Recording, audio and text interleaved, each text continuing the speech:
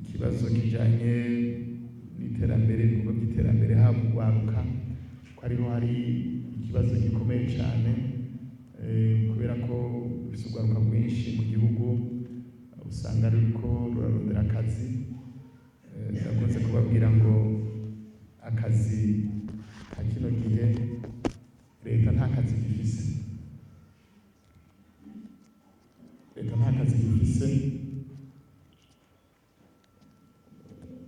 Ibisata by'ukuri mbona leta isigaye itangamo akazi, ibisata by'abarimu, ariko naho nyene naravye no mu nteguro y'ibwirizwa ry'amafaranga, amafaranga bakoresheje uno mwaka mu gihugu cyose bazomenga barokeza abakozi 1000 mu gihugu cyose, abarimu 1000, abarimu 1000 uravye makomine dufise ni ukuvuga yuko buri komine ni buri n'abarimu 6, buri komine 6.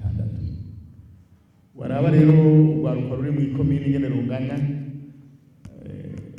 ugasanga abarimu 6 mu rwaruka mufise ibihumbi nka 5 canke 6 barondera akazi. Uca bibaza ati mbega amahirwe kugira ngo uyu munyarwaruka ashikirwe angana gute?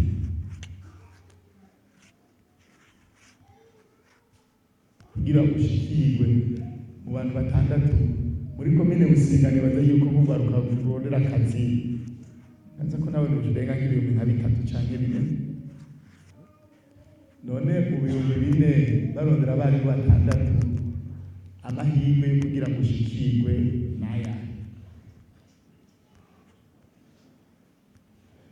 Hama abandi leta isubiriza n'aba bitavye Imana canke bakukurutse kubera ko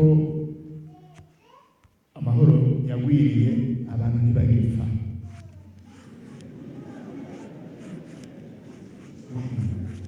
Abantu ntibagipfa.